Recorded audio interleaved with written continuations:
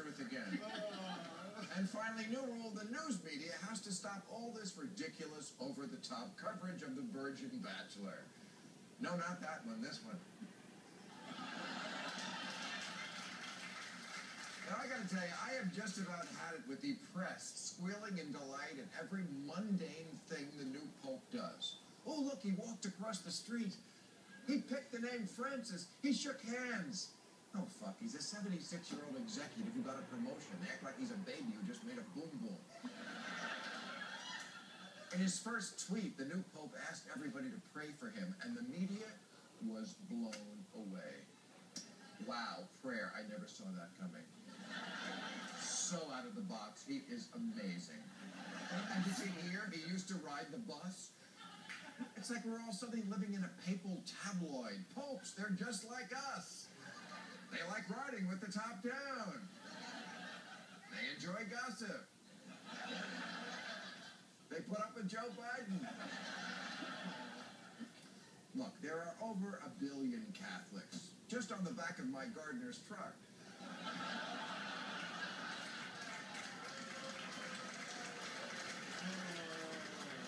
So I get it that this is a legitimate news story, but can we at least stop saying that the job of Pope is so hard, such a burden, no one would even want it?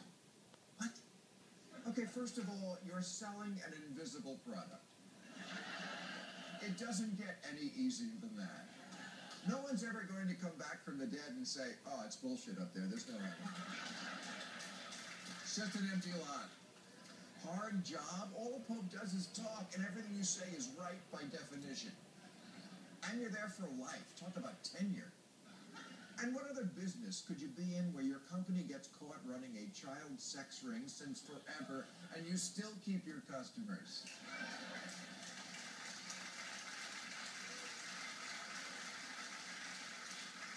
And that is the advantage of being around for 2,000 years. You know, people think all the church's rules and traditions come right from Jesus, but almost none of them do. The Catholic Church has basically always done what we do here at Real Time. It's a bunch of guys sitting around making up new rules.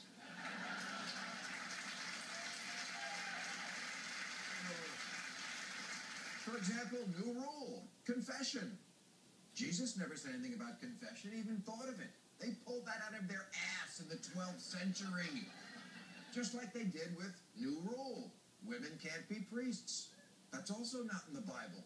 Neither is celibacy for priests. We didn't have that until the 4th century. And even then, priests could still get married. They just couldn't have sex. Like regular marriage. Jesus also never said anything about a pope. Let alone that he should live in a palace and get carried around in a chair like Liz Taylor and Cleopatra. Or papal infallibility, another rectum-derived edict that came in the year 1870. It's an eternal truth that's 11 years younger than the escalator.